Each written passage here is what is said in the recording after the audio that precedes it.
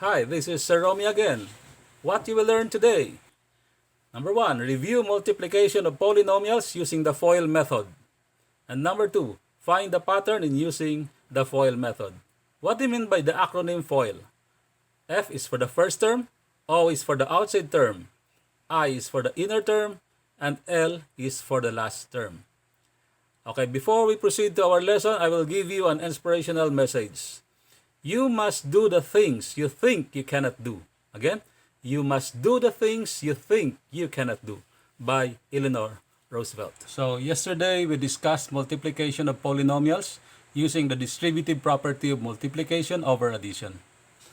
So I think we have to recall this. I'll give you an example. M squared plus 8 times m squared minus 3. Okay, what did we do with this?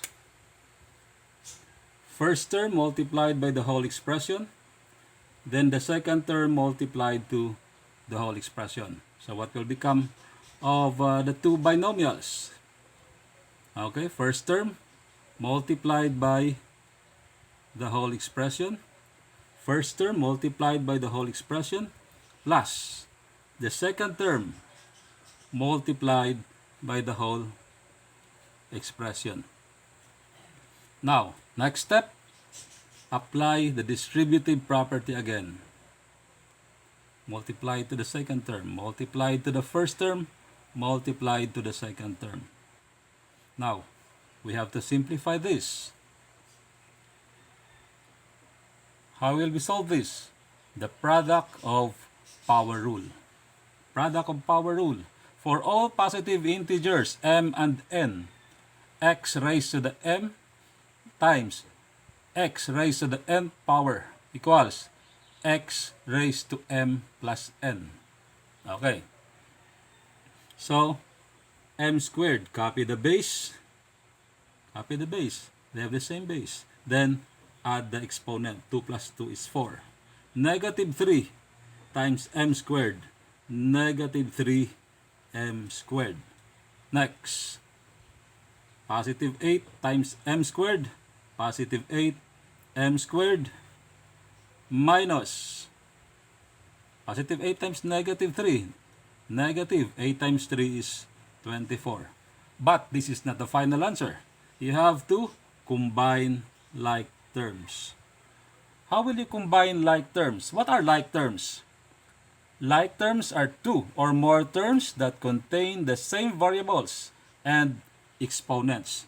They have the same variable and they have the same exponent. So they are like terms. M to the fourth power minus 3 m squared, they are not like terms because although they have the same variable but they have different exponents. So how will we combine this? Okay, first we have to copy the first term, then combine the second and the third term. How will you combine? Negative 3m squared plus positive 8m squared. Different sign, subtract the absolute value. 8 minus 3 is 5. Then copy the sign of the greater number, which is positive. 8 is greater than 3. So copy the sign of 8, which is positive. Then remember, you have to copy the variable. Do not add the exponents. So this will remain as is, as m squared. Then negative 24. This will be your final answer. Now, we will study the FOIL method. Remember,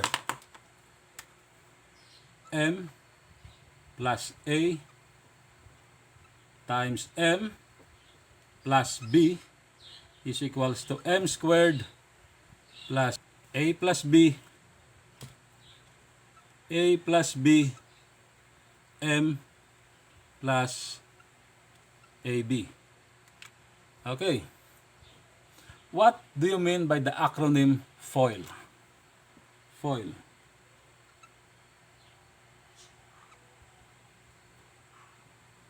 What do you mean by F? What do you mean by O?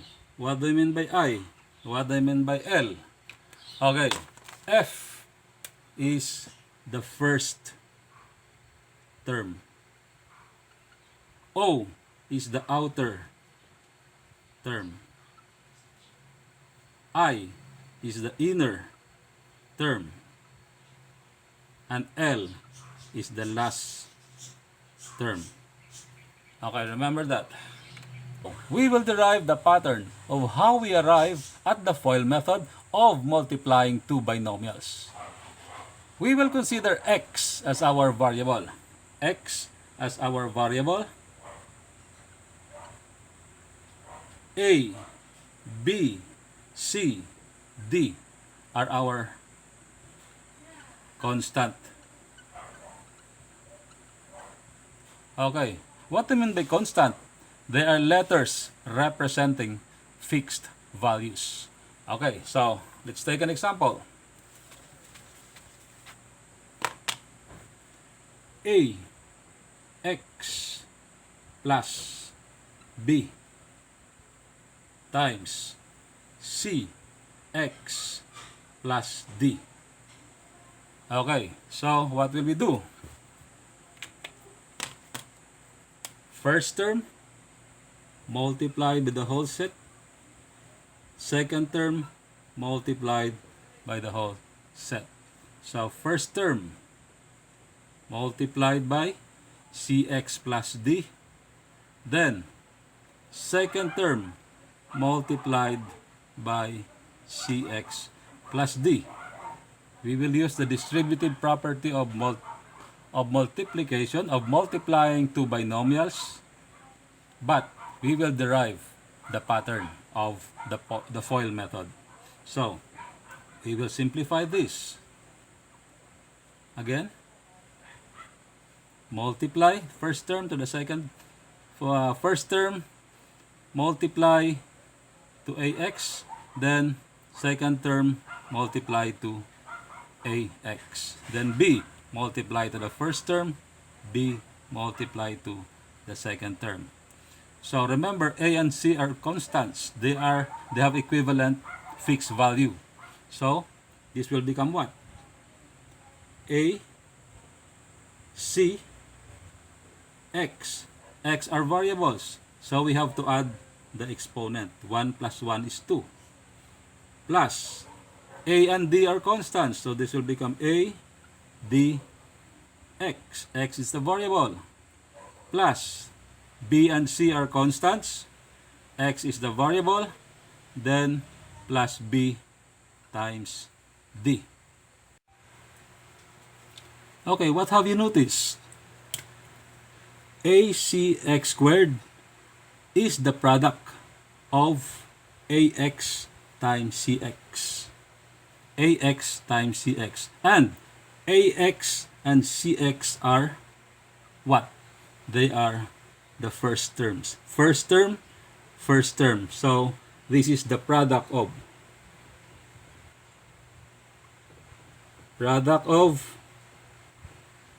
first term. Okay? Now, ADX is the product of what? The first term and the last term. But the first term and the last term are the outer terms because they are found at the outer part of the multiplication process. So ax and d are outer terms. Now, next, BCX.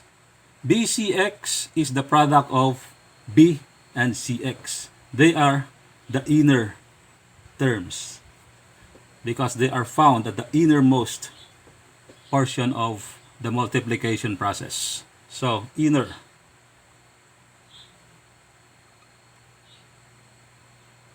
And BD. BD is the product of the last term and the last term of the second expression. So they are considered as last term product. Okay, so we arrive at first term, outer term, inner term, last term. FOIL. Okay, so Okay, let's try some example.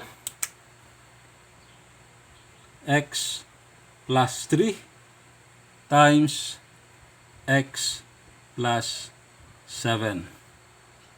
In this case, which are the first terms? First terms. First, outer, inner, last. Okay, first terms. First term of this expression and first term of this expression. So x times x. Outer because it is on the outmost part, and 7 is the outer because it is on the outmost part of the expression. So x times 7. Now inner 3 is the innermost term of this expression, and x is the innermost term of the next expression. So 3. So 3 times x. Now last term, last because this is the last term of this expression and this is the last term of this expression. 3 times 7. Now, x times x, product of power rule. Same base, copy. Then add the exponent. 1 plus 1, 2. Now, x times 7, you have to write the numerical coefficient first before the literal coefficient. Next, 3 times x, 3x. 3 times 7, 21. What is the next step? You have to combine like terms. What are the like terms here? X, same variable, same exponent. So these two are like terms.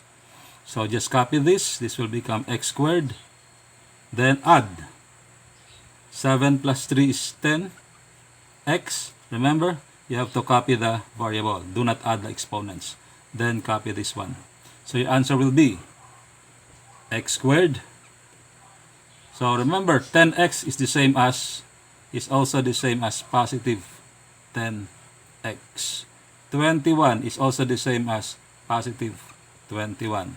So this will become 10x plus 21. Final answer.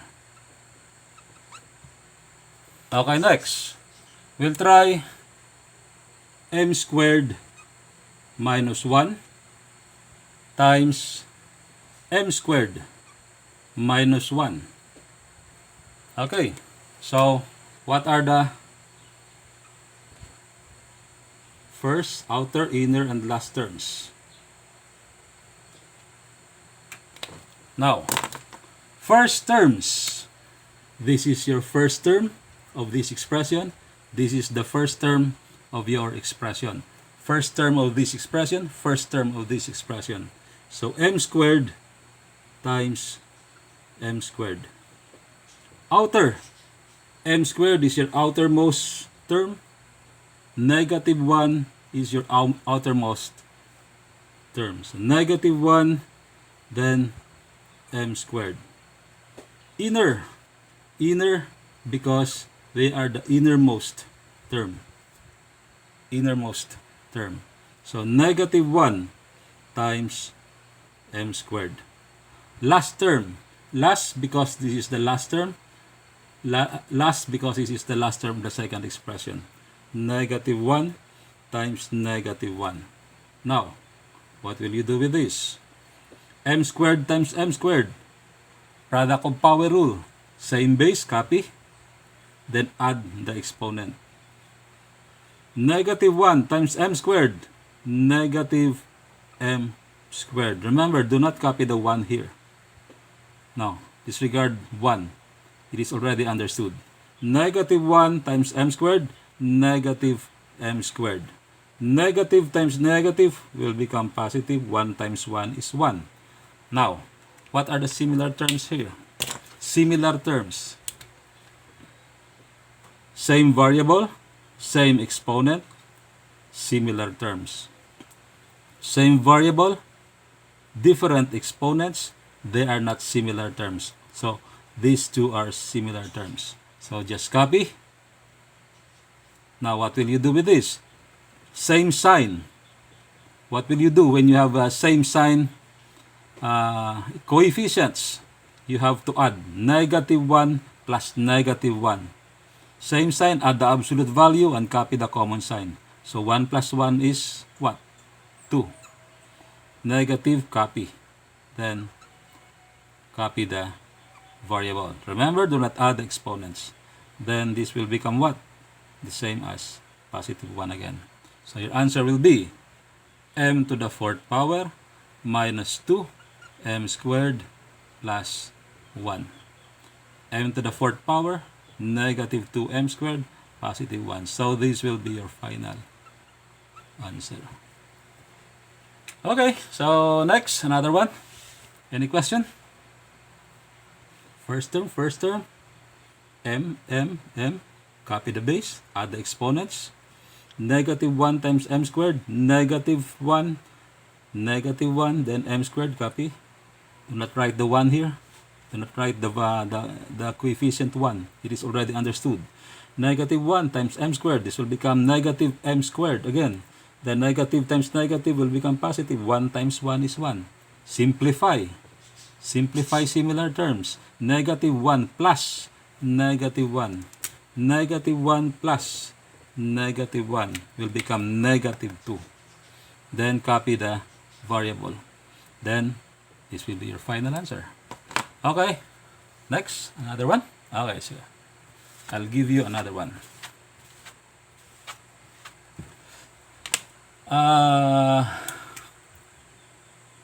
5b minus 6 times 4b minus 3.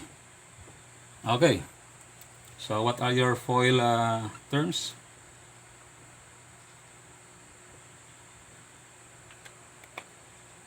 First term. What are the first terms? This is your expression. This is your second expression. First term. First. So 5b times 4b. Outer. This is your outermost term. Outermost term. So 5b times negative 3. You have to carry the negative to your constant. Inner. So these are the inner terms. Negative 6 times 4b. Remember, you have to carry over the negative always. Then the last terms. This is your last.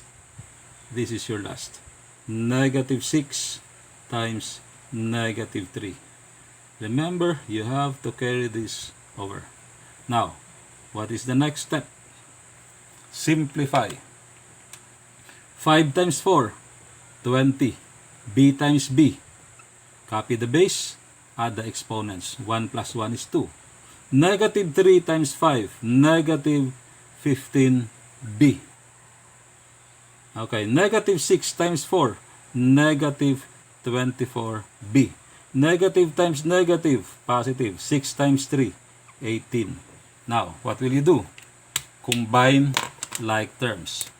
b and b, the same variable with the same exponent. Now, negative plus negative. Add absolute value, copy the sign. 15 plus 24, 39. Then copy the sign. So, this will remain as is. This will remain as is.